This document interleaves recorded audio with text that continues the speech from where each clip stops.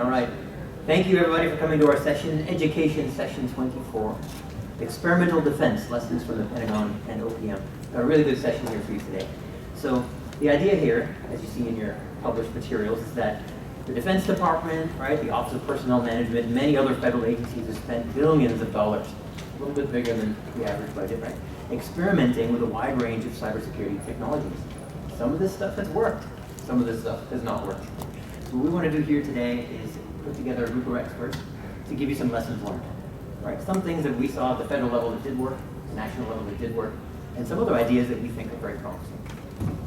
And so the topics we want to cover here are maturity modeling, threat information sharing, novel analytics, user authentication, data protection, and incident response. Some other good things along the way, and explain to you how you can take advantage of some of the better ideas that we've seen in our time. So let me introduce our panel here. I'm Bhalotra, CEO of a startup called StackRox. Before that, I worked in the White House as Senior Director of Cybersecurity, helping run the National Cyber Defense Program under President Obama during his first term. Before that, I worked in the US Senate Intelligence Committee, covering similar issues. We've also got Chris Finan here in the middle. Chris Finan is CEO of Manifold Technology, a new startup in Palo Alto. Before that, he worked in the White House, also on cybersecurity as an executive, and then before that in the Department of Defense as an executive in cybersecurity as well. Over here, Mike McNerney, nationally known cybersecurity expert, advisor to many of the top startups here in the Bay Area. He has worked at the Department of Defense as a cybersecurity executive, and before that as a State Department diplomat. And then over there, we've got Chris Petersen. He's co-founder and CTO of LogRhythm, the sponsor of the session here today. Thanks, LogRhythm. And a nationally known cybersecurity technology expert in his own right. So, great group here with a lot of good experience that they hope to relay to you today. So before we get started, quick show of hands, who here works in the federal government? All right, good, we can say anything we want. Who here works in the California state government? Oh, great, maybe 2/3 of the room. Who works in the private sector and commercial industry? All right, just a couple. And then who am I missing here? Academics, nonprofits? Local governments. Wonderful, wonderful. And then who are in technical positions, engineering, on a daily basis? Okay, maybe a quarter. Who are in management positions? Okay, another quarter. The other half of you? Thought leaders, experts, interested parties. Okay, good. That helps us get a sense of who's in the crowd. So let's dive in. The first topic I wanted to start with, an exciting topic, would be incident response. Okay, so you're reading about breaches in the news all the time. In the title here, you're seeing some advertising for topics that the Department of Defense has grappled with, the big breach of the Office of Personnel Management that you heard about, and there's many, many company breaches you've read about in the last few years. So what I wanted to do is start with Mike McNerney here and have him talk to you about a couple of the breaches that he has seen, he experienced, when he was working at the national level. What worked and what didn't work. Mike? Great. Thank you, Samir. Thank you all for joining us. It's a pleasure to be here, to be on such a distinguished panel. This is a really, really interesting subject to speak about. When Samir invited me to talk, I put a lot of thought into how I could address incident response, especially with an eye towards what the federal government has done, as well as what the private sector has done. And it's quite a challenge for a couple of reasons. Number one, the federal government has a number of resources, which can be both a benefit and kind of a curse. It also has, as we know pretty well, some pretty serious bureaucratic impediments, and I'm sure some of you who work for the state and local governments here can appreciate that as well. But then finally, depending on where you're working, like I'm a former DoD guy, as Samir mentioned, there is the opportunity to direct actions, depending on where you are, maybe more easily than some other state agencies, and maybe more easily than some companies too. So there's a lot going on here. And I think we'd like to encourage questions as we go through this. So please, raise your hand and feel free to interrupt at any time. I'll go over kind of the wave tops on a few different things, and then maybe we can dive in a little bit. I think the first thing that came to mind when I thought about breaches and incident response, and we're going to go over some of the good and some of the bad, was the breach of Lockheed Martin, which occurred in roughly 2010, I want to say. And we were all, I think, in government at the time. I was at the Pentagon, relatively new, frankly, to the Pentagon, so this was kind of a trial by fire.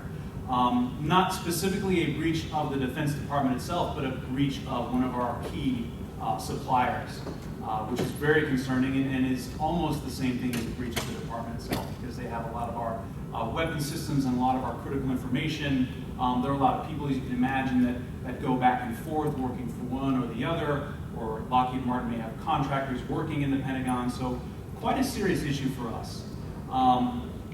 It turned out, it seems, that this was actually the way that the adversaries got into Lockheed Martin was they breached RSA first, and which is, for those who don't know, is a provider of security tokens. They were able to breach RSA, find out how to basically predict how these tokens are generated, and then use those to kind of steal credentials and break into Lockheed Martin, and from there, theoretically steal secrets. That's a very tough challenge for, I think, companies or departments or anyone to overcome. We saw this also, a similar pattern with Target, which I could talk about in a second too. The vulnerability, not necessarily of yourself, but of your suppliers, of your colleagues, colleagues you work with in industry. How do you secure not just them, but secure your entire supply chain as well as your partnerships? That's a tough issue. So Lockheed did some things that were okay. They, using some of their own internally developed analytical capabilities, were able to determine anomalous behavior was going on in the networks, find out that they were being breached, and then kind of remediate. What they didn't do probably very well was have a multi-layered approach to security in the first place, so that the breach of RSA wouldn't have been enough to get in and start messing around on the networks to start with. So I think it's important to note both a good and a bad here. Number one, as I said, they were able to kind of determine what was going on relatively quickly, but they didn't put enough thought in the front end to, well, is this one security solution enough for us? Should we have had a more of a multi-layer approach? So that's one thing. On the Target side, similarly, they were breached by a vendor, right? Pretty well known, I think, that they were breached by an HVAC supplier who had their credentials stolen. Attackers came in, got into Target, and then were eventually able to exploit vulnerability after vulnerability and keep swimming upstream within the network, which I think is another important point. There's always going to be some kind of a vulnerability, right? You need to think about, once attackers get in, can they exploit something else and something else and something else to get to what they really want? This is what happened with Target. They exploited half a dozen or more vulnerabilities to get to the payments information that they eventually wanted. And had controls been in place, better controls at any one of these stages, that may have been prevented. I would say the analytics and forensics on the back end, we know a lot about this hack now, was probably a good thing, but just the general lack of appreciation of their security at the beginning was a problem. There are numerous reports that they had some advance warning that there was something going on. I know FireEye has made claims about this, that they knew about this and they were alerting Target. Target didn't know. There's some controversy about how true that is. But it's important to not only, I think this is an example of saying it's important not only to have these systems, but also to know how to use them. To have the right security protocols. If you're going to bring in a LogRhythm or a FireEye or whatever, be sure you know how to use them, and when they call you up and say something is going wrong, that you're paying attention. And then finally, I wanted to end with a thought on incident response as it applies to attribution. A lot of people think that cybersecurity is very difficult because we're not able to determine who the bad guys are, therefore we're not able to deter them from doing bad things. If they know they're never going to get caught, if they know they're never going to be identified, what's to stop them from acting in a bad manner? I don't know if you guys have seen, but recently in the Wall Street Journal, there was a really great article from a company actually based out of DC that I think we're all familiar with called Threat Connect. And they did a really thoughtful and interesting analysis about an intrusion set coming out of China. And were able to piece together various bits of information, login IDs, activities on social media. I guess one of these hackers had been using the same ID over and over and over again, and had been using that ID to post pictures to Facebook. And so they're able to actually figure out exactly who this person was, where he worked, what his family looked like, everything. And so I think that's a way of saying that remediation is hard when it comes to attribution, but we're getting better at it. And if you know what you're doing, and if you know what signals are out there, then you can sometimes figure out who these folks are, because they make mistakes just like we do, right? They leave footprints.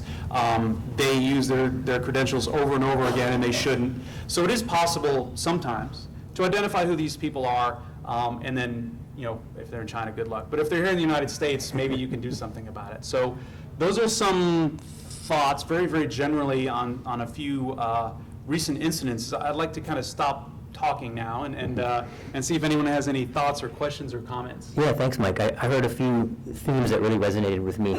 So one was the overinvestment in the external perimeter defense, right?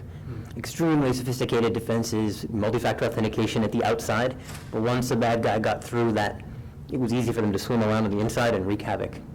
I think now, in recent years, we're seeing more investment in defenses inside the network, as well as that perimeter shell. I think that more balanced approach is something that's a good lesson learned. That's right. Another thing is just training your people to use the data they get. You might buy a lot of expensive gear, FireEye or otherwise, that's defending your network, but if your people don't make use of the data and quickly respond, it's an investment in nothing. I think now we're seeing more investment in the people skills, right, and people training so that they can use all the data. And I think that last thing, it used to be considered hopeless to figure out who attacked you, right? Like you're just helplessly attacked by an anonymous attacker. But sometimes we get lucky and we can figure out who it is. And in some cases, the FBI and others are able to actually go put them in jail. And that's happening a little bit more than it used to. Yeah. Those are all good lessons. And can I build on that last one? And we might talk about information sharing specifically a little bit later on. But when you can get that attribution piece, then if you can, and some others have other pieces of attribution and others have other, if you guys can get together and share lessons learned about tactics and techniques and procedures and who these folks are, then ideally everyone is a little bit better protected. So, and we don't mean to pick on Lockheed or Target, of course. That's but right. There are good examples here for educational purposes. Well, what's consistent is, across a couple of these is in both cases, there's user account compromised. In the end, in any data breach, there's going to be compromised credentials because they need access. In every network, access controls what is between you and the attacker in terms of can they get to the data of interest, and they're going to get to a credential that has the access they need to get to the data. But the problem is, most organizations, to Samir's point in terms of using the data, they can have accounts that are compromised being used in their environment for days, weeks, and months, and they can't see it. When we look at some of these large-scale incidents, there are often, after the fact, hundreds of systems that have been compromised through malware, and hundreds, even thousands of accounts have been compromised. And the organization is completely unknowing to that until somehow they got tipped off, which in some cases is months after the fact. So if organizations could just see when an account appears to have gone rogue, that in itself is an incredible defense. Because I don't know about you all, but my experience, access control is tough to do well. In most organizations, you get access control sprawl or erosion, and you don't really know who has access to what. And if somebody gets an account, who knows where they can go. But seeing that is possible today. Hey, by the way, for people standing in the back, there's about 5 or 6 chairs up here if you want to rest your feet and have a seat. Any questions on this topic? Please. Yeah, on the target incident, I don't think it's quite traded. People came through the HVAC, attacked for a regular mechanism, and were not able to get into any of the sensitive data per se, but what they were able to do is access the network, and they dropped something onto the network that they were able to see data going between the point of sale terminals and the second entity, which they could intercept. They analyzed the point of sale terminal and injected malware because the point of sale terminals weren't actually protected. And that's where the breach came from. But they didn't actually get anywhere into the corporate sensitive information, if you will. They didn't get to the back-end databases or anything else. They got the point of sale terminal, which was out of their control. Would you like to comment on that? yeah, I think that's I think that's right. That's kind of what I meant by being able to swim upstream. I didn't go into the details, but that's essentially right. I don't have a dispute for what you just said. Yeah, I mean, the basic was they protected themselves very well at the end of the day, but they missed the point of sale terminals. Other questions? So we talked about Please. the fact that attribution is so difficult, although we're getting better at it. But that doesn't really mean that we can't remediate or begin responding to the incident. Right. I mean, you can't attribute who it is, you can still Of course. begin to remediate. Of course. I mean, I get it, you can't really rebuild or reinforce your system in order to make it 100% operable again because you don't know where the threat's coming from potentially, but would you still work forward on the response and remediation? For sure. Absolutely. For sure. Yeah, I mean, go ahead. I mean, my view, I guess something maybe a little more controversial. I think attribution is a huge waste of time for most organizations. Huge waste of time. It's interesting. It's interesting if you're a Department of Defense, if you're a large finance, if you're the target of nation-state level actors who are going to persistently come after you. But if you're not, at that level and you haven't invested in other more basic security mechanisms, it's academic. It would be my conjecture. It's interesting. That's great. But if you don't have basic logging infrastructure in place, and some regional analytics in terms of hunting and searching through data, the ability to get better, higher quality alarms, and then have teams that can do things with those alarms, I mean, it's academic. I mean, so I think so we're talking about a maturity model. It's kind of a lot of what our maturity model is about, but there's a lot of things that have to come in place, I believe, before attribution becomes relevant for most private sector organizations. But DoD, large finance, that's different. We'll come back to maturity model for sure. Yeah. Mike, on this. Yeah, I think that's largely correct. The benefit I see with attribution is certainly if you're a large organization and you can do it, that's great. To the extent that it feeds the overall understanding of the battle space, if you will. If you can kind of get a better picture of who's coming after you, maybe why, maybe that'll help you a little bit on the front end. So I see some value with it there. But that's right, even if you can get it, even if you are a big bank, other than kind of helping everyone understand what the threat looks like, oftentimes there's not anything you can do about it. So it can be very, very difficult. And that's kind of test for yourself is to say, okay, so if I could attribute this attack to a certain threat actor and they had known techniques, their signatures that are unique to them, what would you do with it? Could you actually operationalize it in some way?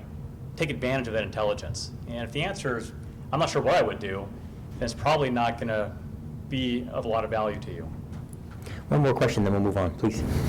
Based on the example about Lockheed Martin, can you shed some light on your experience in government and contracting out services? Obviously, in the security implications of contracting out services. Our CSU system just had a breakthrough event that they hired to perform a certain service. So, in government contracting, how should security be considered? What safeguards we put in place? Yeah, it's tough. I mean, anytime you add more complexity to a system, it's going to be harder to secure, whether that's more lines of code or whether it's more suppliers. It's going to make your life a little bit more difficult. Economically speaking, there's no way around it. We have to have, as a former government guy, we have to have contractors and we have to buy stuff from the private sector. And we want to. It's good for the economy and it allows us to have, and the government allows us to have more cutting edge kind of technologies than maybe we would have otherwise. So there's no way around it. Finding a way to encourage security, all the way downstream, if you will, is a very interesting challenge. At the Pentagon, we had tossed around, I'm not sure where this is today, we tossed around the idea of having some kind of a security requirement in place in what's called the Defense Federal Acquisition Regulation Supplement, which is the rule book by which anyone who wants to contract with the Department of Defense has to follow. And there are corollaries for all the federal agencies. I assume the same for the state agencies, but I don't know. That we would have a requirement that if you want to do business with us, you must meet this standard of hygiene, we'll call it, right? Cybersecurity hygiene. That can get expensive for your suppliers relatively quickly, and they will not like that. So a lot of it will come down to this kind of risk analysis, right? How much risk are we willing to take versus how much is this going to cost? I mean, just realistically, and that there's no single answer for that. It's a tough issue. It was killed because of cost, frankly, the first time around, and they've retooled it a little bit. But there's no simple answer to that other than to try to encourage everyone across the whole stream to be more secure. Because as you're pointing out, one of those vulnerabilities potentially could lead to another and another and another. So. Well, thank you. Great lessons from the Pentagon. By the way, there are a few seats up front if you guys want to sit down in the back. Let's move on to our second topic, data protection. So the other half of the title here, OPM. Chris Finan here kindly volunteered to talk a little bit about the Federal Office of Personnel Management breach and the Department of Homeland Security defenses that were involved, and some lessons learned about better approaches that he knows about. Chris? Thanks for having me, and appreciate the opportunity to talk to you all. This is obviously a really interesting topic. OPM, of course, if you're not familiar with it, was hacked twice over about an 18-month period, and many of the files for federal government officials, both current and retired, were compromised, and it appears as if the motives were not necessarily economic. There was no intent, at least so far, to monetize those files, but rather to use them for espionage purposes. And so, the theory being that it was likely somebody within China who took those files to be able to have a better sense of what U.S. government personnel have access to, what their security clearances, what level the clearances may be, and then, of course, to be able to craft spear phishing emails to then gain subsequent access into other types of systems. So potentially a very pernicious problem for the U.S. government that will persist for many years.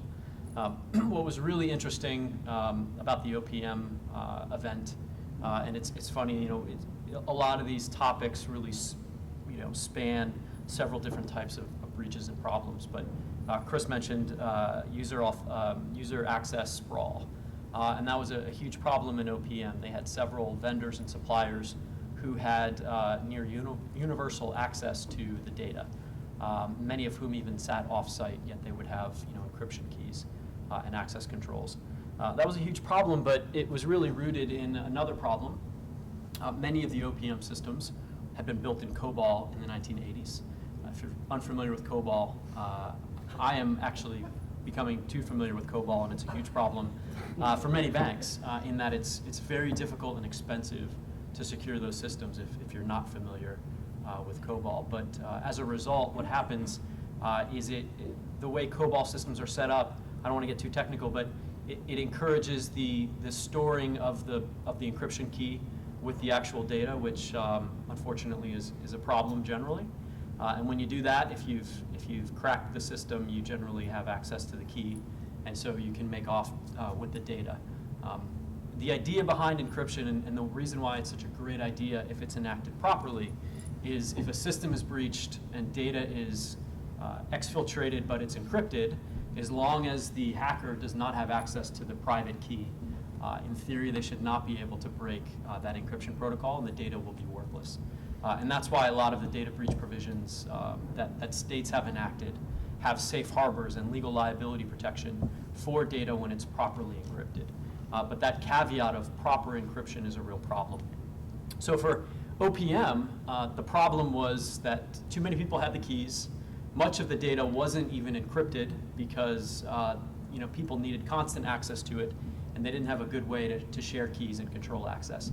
They hadn't invested in a lot of that basic technology, but I think it's really important, especially when you talk about data protection, to always bear in mind, especially if you're on the policy side, there are no technology panaceas, in particular for key management. It's always a combination of good processes, smart people, and technology all working together. And in particular, when it comes to user access control and key management, a lot of it comes down to the processes. Things like not storing the key where you store the data. But that becomes really complex. It's easy to talk about it here in this kind of academic session sphere. But when you actually go and try to implement it, if you can't use data, then it's also worthless. So especially if you're spawning across organizations, if you've got a big organization, you need to share data to actually be able to do something with it. You need to be able to share keys. You need to be able to give people access control when they need it. And that's what smart key management protocols will do, and user authentication protocols. So, when you think about better approaches, not only does it take the right people and the right process and the right technology all working together, it's also a lot easier and cheaper if you've invested in your IT infrastructure. And I know I'm probably preaching to the choir. For many of you working in state agencies, I know how challenging it could be to make the case that you need to invest ahead of time into updating legacy technology when maybe it works just fine on paper. But the reality is, if you look at the OPM case study, I think that's the conclusion. In that, if Congress and OPM had been more forcefully made a budget case to invest proactively in updating their infrastructure, it would have been a lot easier to secure. It would have been a lot easier to protect the data. And I think that's something that we as security professionals don't focus on enough, is that proactive updating of those legacy systems. I deal a lot with banks, many of whom have legacy systems built in COBOL, and I see the same problem. And they're really hamstrung for the way they can secure their systems. The good news is, we're seeing now the innovation community respond to this problem, create technologies that make it much easier to retrofit legacy systems.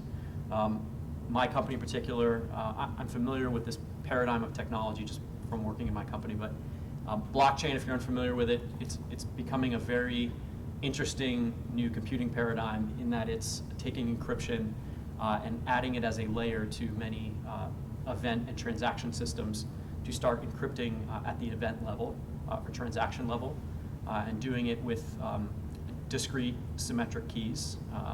So you're distributing the data.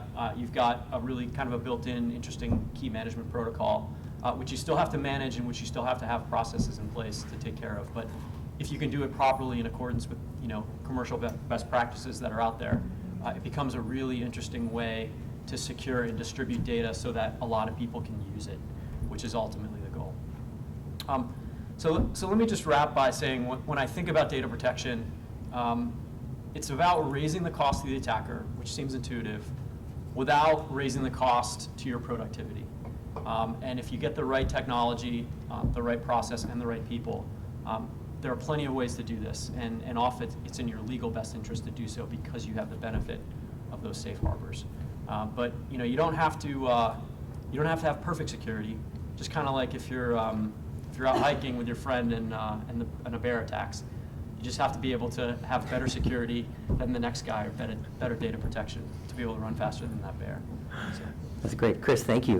One thing you said that really resonated with me is the budget piece. So Chris ran a $100 million program at DARPA, worked in the Pentagon, worked in the White House, briefing the cabinet and the president on these issues. When you see people successfully advocate for budget, to do a new thing, to try a new technology, this is hard for everybody here, right?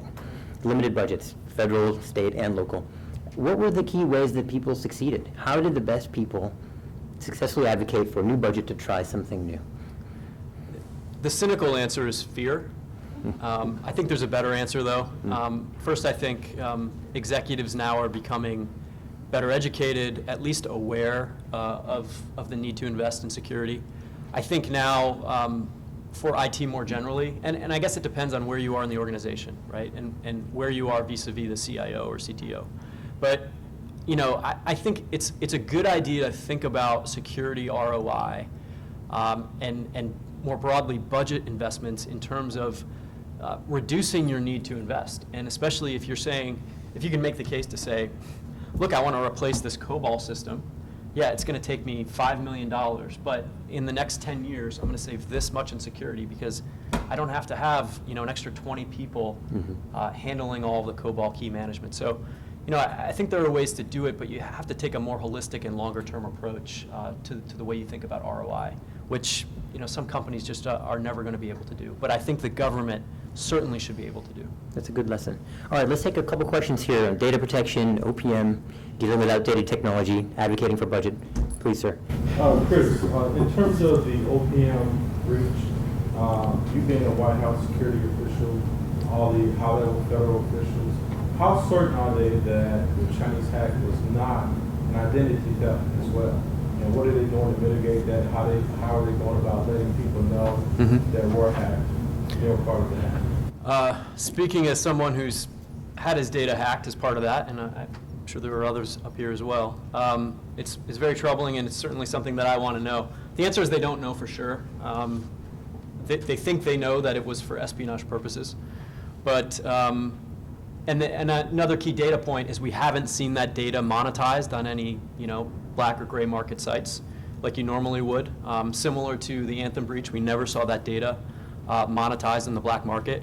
And this data has a shelf life. It becomes less monetizable the more days that go by. So that's a pretty good indicator in general that we're not dealing with an organized crime group, but we're dealing with probably somebody affiliated to the government. For me, they sent me an email and said that I could get I could get identity protection, which of course I never clicked on. And then they sent me a letter that offered the same. But what I tell people is, yeah, monitor your credit, make sure nobody's entering, creating a credit card in your name. But otherwise, there's not much we can do in this day and age, unfortunately. Who got personally alerted about the OPM breach? Who's personally involved here? Okay, not too many. It's bad for us. Other questions? Please, sir, again. Yeah, how much of that in the OPM database include the classified documents, the people's classification? The difference being that an employee record might be 5-10 pages long, classified. A clearance document is 300, 250 to 300, including fingerprints and everything else. Do you have any feel for that? I do not. So I should say I wasn't working in the government when this happened. It didn't happen on my watch. Not your fault. As far as I know. But, we've all talked to our friends who have firsthand dealt with this, unfortunately. My sense is it's closer to the worst case scenario. And certainly the response and the way they're thinking about the implications is closer to the worst case scenario. Obviously a little tough for us to talk about classified questions, but I appreciate it. Other questions? All right, great lessons. Thank you, Chris. Let me move on to Chris Petersen. I could just comment on one please. thing regarding OPM. If you look at OPM, I started my career in cybersecurity, Pricewaterhouse, learned the standard, controls triangle. You prevent things, you detect things, and you correct. There's different models of this, but most organizations are far too oriented on that, that prevent side. An OPM is another example of, the detect leg and the correct leg was probably, far too weak. And reports say that OPM had only begun to deploy Einstein, which is, more of a DoD level type intrusion detection system, a year prior to the breach. So stands to reason they had very little, in the area of detective technology. Probably really couldn't see into their environment all that well if they were a year into it. And I understand as well. There's multiple, audits that were done saying, you're weak. You've got a lot of vulnerabilities here.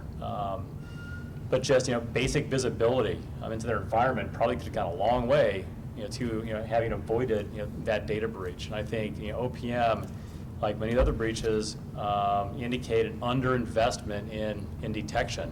And I think this market and most organizations have gotten far too relied far too heavily on assuming your firewall and your protection is going to keep you secure, and that facade is completely over, and it's time to invest in monitoring. There's been a couple of themes around monitoring as well. Monitoring is an incredible mitigating control, right? We talked about contractors' access. So contractors need access. They've got to do something. Well, if monitoring, you can shine a light on every single thing that they do, and they can come in the door and say, well, guess what? We're going to audit every single action you do on the network. Just know that we're watching. We're logging everything, and there's a report going to your supervisor once a week in terms of what you're doing in our environment. There's some analytics as well. Those are big controls you can put in place when you have to give access, because most organizations have to live in environments where they have to give more access than they would like to, and monitoring is a very effective way, even just pointedly, to say, well, we're going to watch here and here. If that's all you're doing, you can dramatically reduce risk. Thank you, Chris. All right, some good lessons so far from the Pentagon and from OPM. Let's move to topic 3. I think this might be our last topic given the timing here. We've asked Chris Petersen to talk about maturity modeling. So lots of companies, large and small, organizations, large and small, ask, how do I step up through a maturity model, right? From nothing, no security, improving all the way to bulletproof nation-state level security. How do I do that? What are the steps? How long will it take? What are the key indicators of what step I'm at? Well, Chris is actually one of the national leaders in this topic, and so I've asked Chris to explain just from the top here, what is a maturity model? How do you step up from bottom to the top, and what does that mean for you guys? Chris? Sure. I think everybody's probably familiar with what a maturity model is in theory, in terms of a model to measure your progression towards some state, where that end state is is towards an ideal.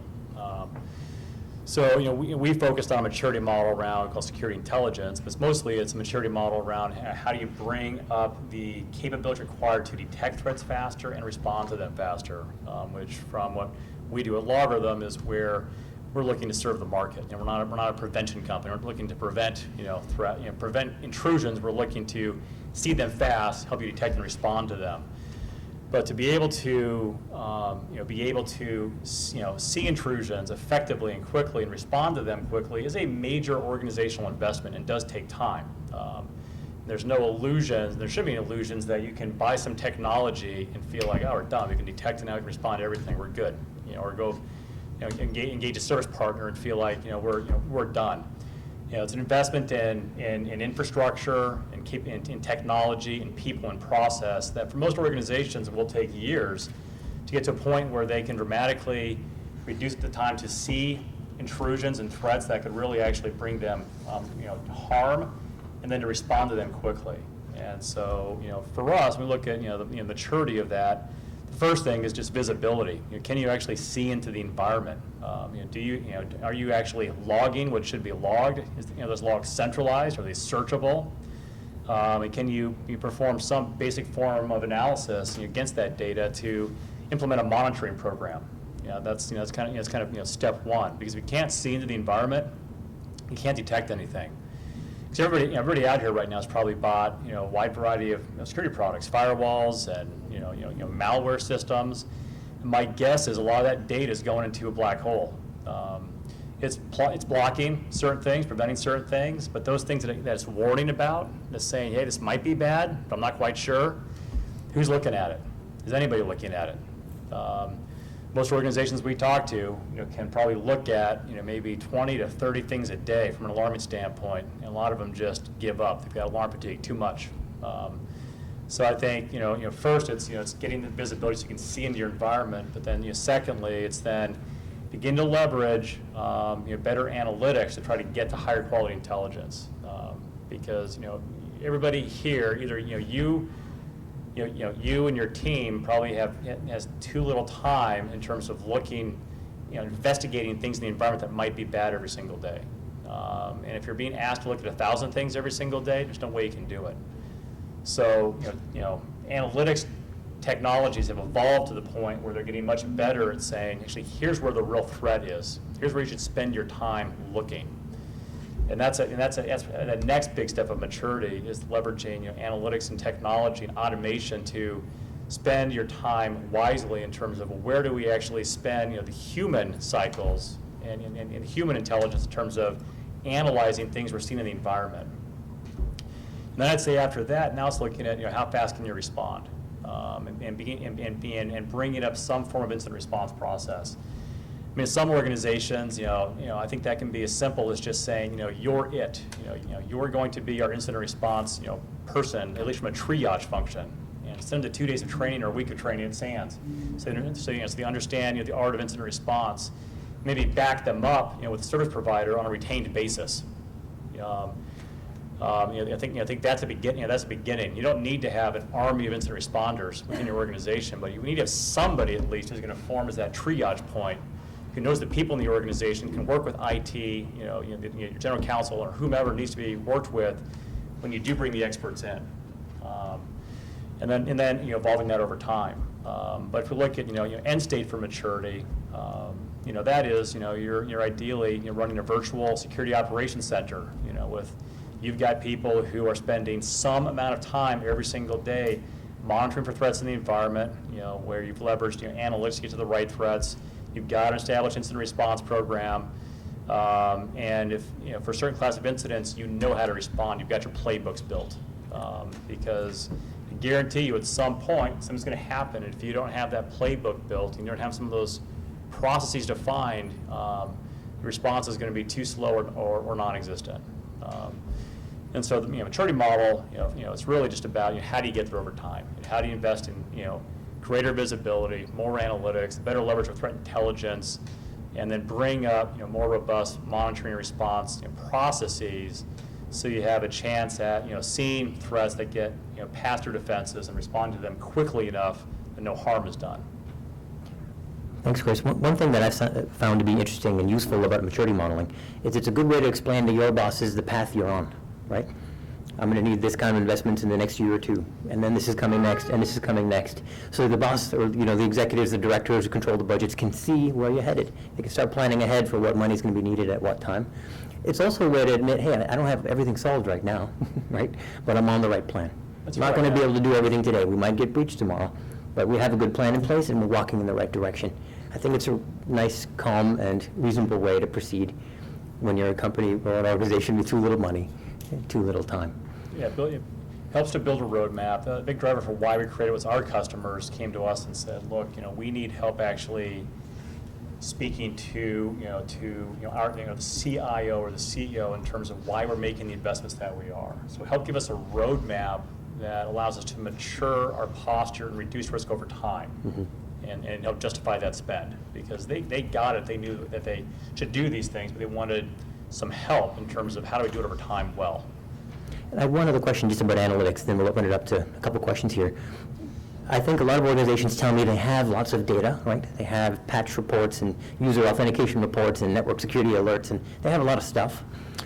But, what do you analyze? So you've talked to hundreds of companies around the country about doing analytics. What is the most valuable data that you find generally people analyze and then, improve their security posture? What's the data that's most useful to analyze? Yeah, well, I think today where I would start, if you're not really doing, I guess there's really two types of. I look at analytics. I think of like two fundamental types of analytics. One is more hunting, where you're spending time searching through the data and looking at the data you have access to. It's more manual driven. That doesn't scale very well.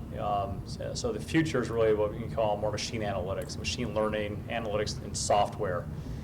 And so if you haven't invested in more of the modern machine analytics type approaches, where I probably start is more user behavioral analytics, because as we talked about today, almost every intrusion is going to be almost always followed by the compromise of an account, which is then used to gain access and bring in malware or whatever, move laterally. If you can use analytics to see those behavioral shifts of those accounts, you have a much better chance of stemming that intrusion quickly. So you mean who's logging in, what files are they accessing, what data are they sending around, that kind of user behavior? That's right, because when an account gets compromised, what they access, what they do in the environment, when they do it, that account will behave differently than when it's actually Samir. When that Samir's account is somebody else, it's not going to do the same thing. So that's what you. So our technologies now can look for that in the data, apply machine learning to say that account is now behaving much differently. Go look here. Gotcha. I think that's a really good place to first apply this class of analytics, and also it uses very common sources of data. It uses your authentication logs, your access logs, your VPN logs, data you already have. So it's usually pretty easy to bring in and get up and running without a lot of other infrastructure investments. Got it. Thanks, Chris. Great overview of maturity modeling, analytics, and user behavior. All right, a couple questions here. Please, ma'am. My question is kind of going back to the maturity modeling. And thank you, distinguished panel, for being here, because I think lessons learned from whether you're at the federal level or where you're at right now, I think we can all learn something from past incidences, whether it be state, federal, or wherever that incident occurred at. But going back to the modeling, you had mentioned it's part of a process of taking a look at those logs and trying to tell what those patterns are telling us, especially on that last comment. So with that being said, I'm considering this as part of a remediation process. Would that be correct? Well, I mean, it depends on how you look at it's remediation in terms of an intrusion, because intrusions happen. But I would also consider it to be more, detecting that intrusion has happened as well. And then the remediation side would be, then what do you do once you figure out that account is compromised? But so with that being said, the last part of my question is, from all the incidents that have happened that you guys have been involved with, does that process include 6 months after a major incident or a minor incident, whether or not something has been embedded in that layer on your network? Do you look at, is there something out there that can take a look at the network from patterns besides what you had mentioned in the modeling, maturity modeling, that can be considered as part of the remediation process. So what I'm saying is, when people are, besides looking at your logs and trying to do lessons learned, the one important part that ISOs, or me, myself, what I look at is after you recover from an incident, did they leave something behind that's going to be a ticking time bomb that's going to work in about 6 months that you didn't catch? And what tools are out there? So at you two gentlemen's level, and all three of you guys' level, is there something out there that, because to me, that's a new frontier, that if you're not paying attention, Gotcha. besides looking at your logs, that's the issue. You're saying after a breach, after you think you've cleaned up, is there something that you can check 6 months later that'll tell you if you're really clean, if you really did the right thing? It's a good question. And that does happen. It's going to go up to that. If they didn't get it in the first, it's like there's 4 cycles. That first cycle is to get into that front door. The second cycle is, what did they, how far did they get into that front door? Right. And we start the process of Right. grabbing information. Do you guys have any tips or technology that you use to check later if you're really clean? Yeah, I mean, what's commonly done is, and this happens. We had a big healthcare customer that came to us and said that they got breached previously, and 6 months after that, they thought that they had gotten the intruder out and cleaned it up. An app job went off that was programmed to go off 6 months in the future, opened up a new back door, and and let them right back in again. So that's it's a very, very real concern. So what often like the IR companies like Mandiant will do, or Optiv, or other companies that have IR practices. There's endpoint detection and response technologies that they'll often deploy that can sit on servers and essentially record activity happening on servers or endpoints. And they will use that data, maybe like correlate against like threat intelligence data, or look for known patterns to see if that advanced attackers come back. Or they will deploy network sensors that can monitor network traffic. And what they'll do is keep these in place, for in some cases months, even years, and they're just largely just listening. And they might turn those on and off based upon other indicators in the environment of something strange. We think they might be back, so they can turn the volume up and begin to capture more forensic data and apply analytics to it. But that's the general practice today, is the deployment of forensic sensors on endpoints and at ingress-egress points. All right, one more question, then we'll let you go. I know we're over time. Anybody else have a burning question for the panel? We can stay after during the break for a few minutes if you like. Please, ma'am. So we're talking about the budget and how you justify budget, right? We were talking about executive awareness and just be sure that the execs are aware of it. What about tying it back to your business, right? What we found to be successful is to tie we need to spend this money so that our core business functions can continue securely. Any observations or?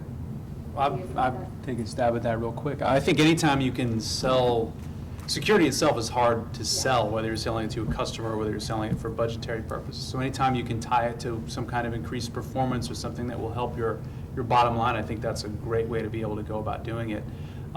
Chris mentioned that there was some IG reports at OPM that said you guys have really bad security. Well, there are also a bunch of IG reports that said you need to process security clearances more quickly, right? So which IG report do you follow, and how can you convey the need for security in a way that will help you do your core mission? I think that that's a great way to go about making the case for more security budget. I would say if you can't tie it to your core mission, is it worth the investment? So yeah, absolutely. And I think nowadays, security is so important to core missions that you should be able to, and you should definitely endeavor to. Yeah, I think that's a great point. Good question. All right, I think we're out of time. Everybody, Michael McNerney, Chris Finan, Chris Petersen, I'm Samir Bhalotra. Thank you for coming.